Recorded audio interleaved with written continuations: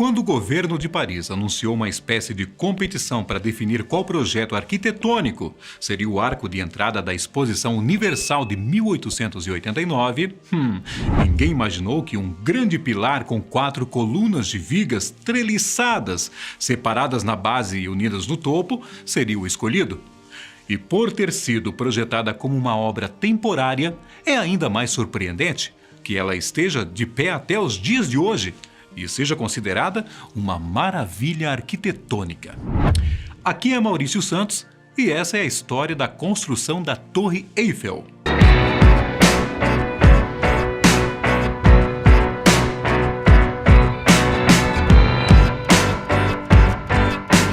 Como forma de marcar o aniversário de 100 anos da Revolução Francesa, a Exposição Universal pretendia juntar muitas pessoas de elites culturais, tanto de Paris quanto de outras partes da Europa. Foram mais de 30 países envolvidos com o evento e várias apresentações de artigos científicos e tecnológicos.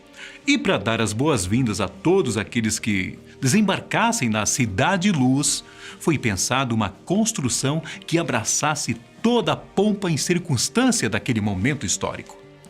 No total, 107 projetos foram enviados para avaliação, mas foi a ideia de erguer a maior estrutura feita pela humanidade, até então, que mais agradou o comitê responsável. O trabalho ficaria sob a responsabilidade da Compagnie des Établissements Eiffel, empresa de Alexandre Gustave Eiffel, o notório engenheiro francês, especialista em metais e famoso construtor de pontes. E se você me permite falar mais uma coisinha sobre o cara, ele foi o responsável por elaborar a estrutura que sustenta nada menos que a Estátua da Liberdade em Nova York.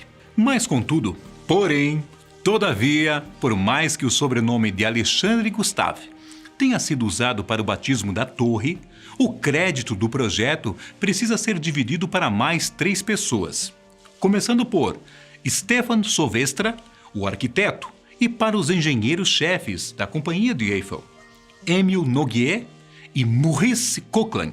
Depois que o empresário apresentou a demanda de um projeto para a Exposição Universal, Maurice surgiu com aquela descrição que eu disse lá no início do vídeo.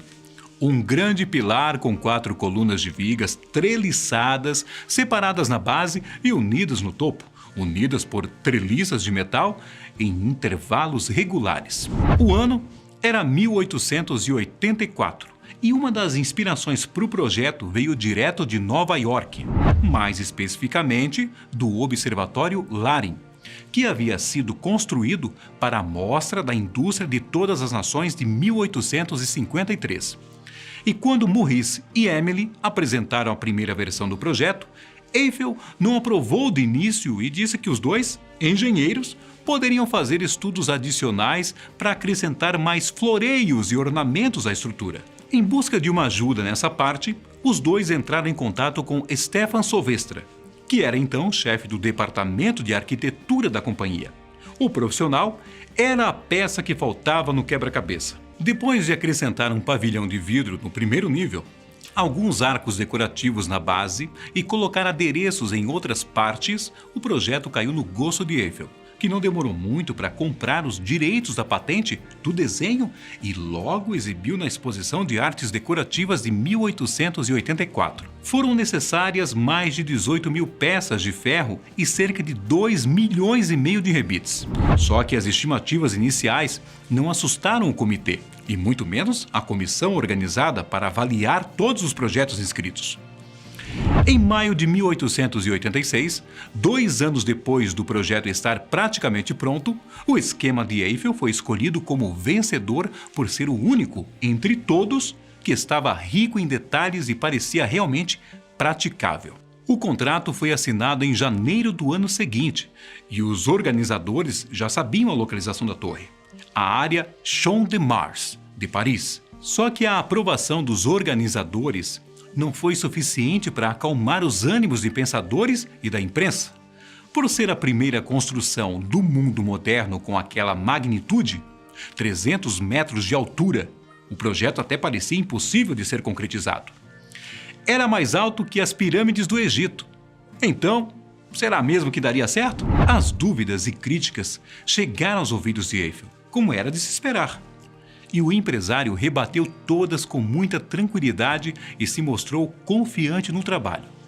Era um risco, é verdade, mas um risco que valia a pena. Foi então que no dia 1º de julho de 1887, depois da fundação ficar pronta, teve início a montagem dos suportes da torre. Todas as 18.000 peças foram projetadas e organizadas na fábrica do próprio empresário, que ficava nos arredores de Paris. Peças milimetricamente calculadas para que pudessem se juntar com outras e se tornar componentes de ainda maiores. Inclusive, vale lembrar que, quando a parte das fundações foi finalizada, apenas 5 meses tinham passado desde o início.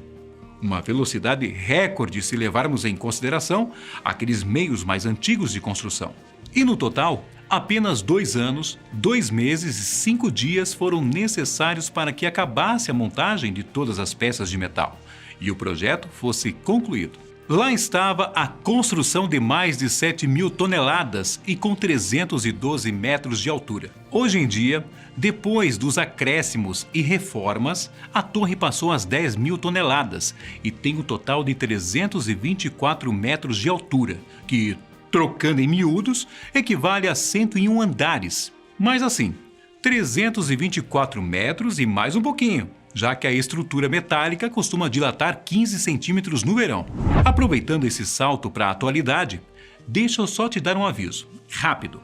É melhor não tirar fotos da Torre Eiffel durante a noite, hein? Caso você não queira ser processado por violação de direitos autorais. Funciona assim. Como a lei europeia protege monumentos por mais de 70 anos depois da morte do criador, você pode ficar tranquilo em relação às fotos durante o dia. Isso porque Gustave Eiffel morreu em 1923 e os direitos sobre a torre foram para o domínio público em 1993. Agora, o problema é a iluminação. Foi Pierre Bidot quem instalou as luzes em 1985 e como ele continua vivo até hoje, as imagens da torre com sua iluminação ainda estão protegidas pela Lei dos Direitos Autorais. E bom, ainda vão continuar assim por muitas décadas. Agora, voltando ao passado, o mais curioso de todo o processo de construção foi que as críticas que a torre recebeu antes e durante a montagem praticamente desapareceram quando a obra foi finalizada. A partir da inauguração, em março de 1889, e do tempo em que fez parte da Exposição Universal, o monumento recebeu nada menos do que 2 milhões de visitantes. Foi um enorme sucesso, não havia dúvidas. Em um primeiro momento, somente a plataforma do 2º andar da torre foi aberta para a visitação pública, só que não demorou muito para que todos os 3 níveis se tornassem acessíveis, tanto pelos elevadores quanto pelas escadas. Hoje em dia, é possível não só visitar a estrutura e se maravilhar com seus detalhes, como você ainda pode aproveitar alguns dos restaurantes construídos na própria torre. Mas é aquela história. A ideia era que o projeto fosse desmontado depois da exposição. Não era para ser um ponto turístico. E os trâmites envolvendo essa decisão quase levaram à demolição da Torre Eiffel, no ano de 1909. Isso só não seguiu adiante porque as autoridades de Paris perceberam que a obra poderia ser útil como estação de radiotelegrafia, devido à sua altura. Uma decisão para lá de sábia que gerou resultados durante a Primeira Guerra Mundial, quando o equipamento instalado na torre foi capaz de divulgar alertas e interceptar as comunicações de rádio do exército inimigo. O fato é que, mesmo estando em seus dias de glória, a construção quase viu seu fim mais uma vez, só que pelas mãos de Hitler, durante a Segunda Guerra Mundial.